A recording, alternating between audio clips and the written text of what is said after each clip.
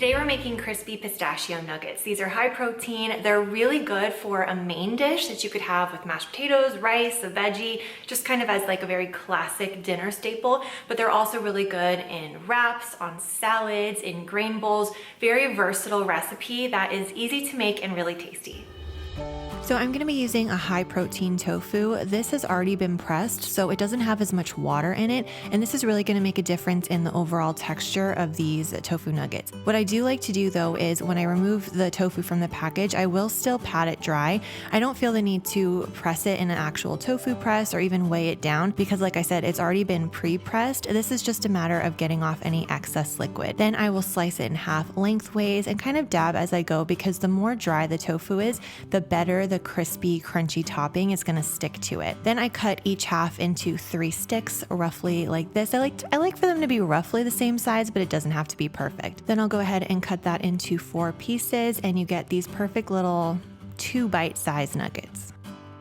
Before I was vegan, I used to bread whatever I was cooking by creating a little assembly line of a beaten egg and then the breading mixture. And I would first dip it in the egg and then into the breading. And now what I do to recreate that without using animal products is I just mix a little bit of cornstarch into my plant milk. I do this by adding a little bit of the milk at a time, dissolving the cornstarch completely, and then adding the rest of the milk. Then I will make my breadcrumbs with pistachios. I really love cooking with pistachios whenever I can. They're a good source of fiber, protein, healthy fats, and they're also a natural source of melatonin, which is cool.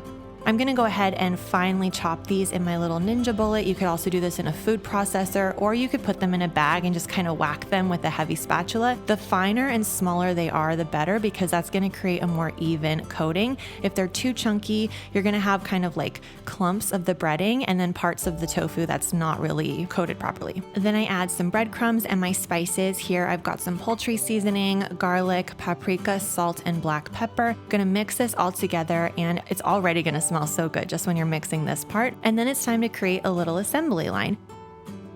So the first thing we're gonna do is take the tofu and dip it into the milk mixture, and then we're gonna take it and put it into the breadcrumb mixture until all of the sides are evenly coated like this. And you want a light, thin, crispy coating because this will crisp up and create a really nice crunchy shell on the outside of the tofu, giving it so much flavor and texture. This is another reason why I really like to use the super firm tofu. It just creates a really nice texture. And I wouldn't say these are like chicken nuggets. This is a totally different thing. These are definitely tofu nuggets, but I think the texture is really satisfying, and I find that vegans and non-vegans really like them. If you're anything like me, you might be thinking, why is she doing it one at a time? I would be basically dunking all the tofu into the plant milk and then just like tossing it into the breadcrumb mixture. And I feel like whenever I've done that, it just doesn't get an even coating. The breadcrumb mixture, if it gets too wet, tends to clump up, and then you get some parts of the tofu that are coated and then some parts that are not coated, and it just doesn't stick and adhere evenly and properly. So what I like to do is just take my time. I'm usually listening to a podcast or a show or something anyway, so I just do this one by one. It only takes a couple of minutes to get all of the nuggets done, and it really does make a huge difference in the overall texture and therefore satisfaction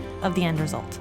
Before these go into the oven, I'm gonna lightly spritz them with some coconut oil. I like to use a spray because it puts like a really fine mist over the top without disrupting the topping. But if you don't have that, you can definitely just drizzle on some olive oil or avocado oil, whatever you like. But that little bit is really gonna help to crisp up the outside, make it nice and golden brown and crispy crunchy. It's a delicate crispy crunchy, but it's really good.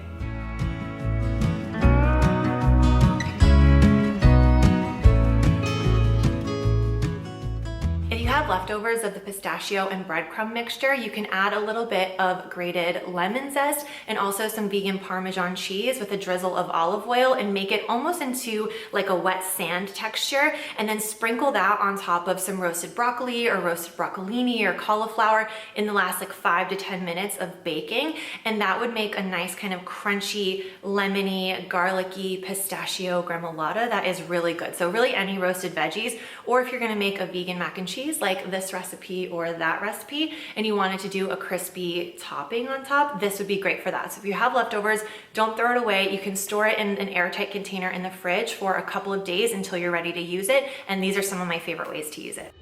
These are gonna bake until they're crispy and golden brown on the outside. And what I love is all of the seasonings in the actual breadcrumb mixture itself. You've got the paprika, the black pepper, the garlic, the poultry seasoning. It all works together to be a really satisfying, savory coating for the tofu that adds so much flavor. The pistachios give it a really nice crunch, and I love that it's kind of like a light, crispy coating on the outside.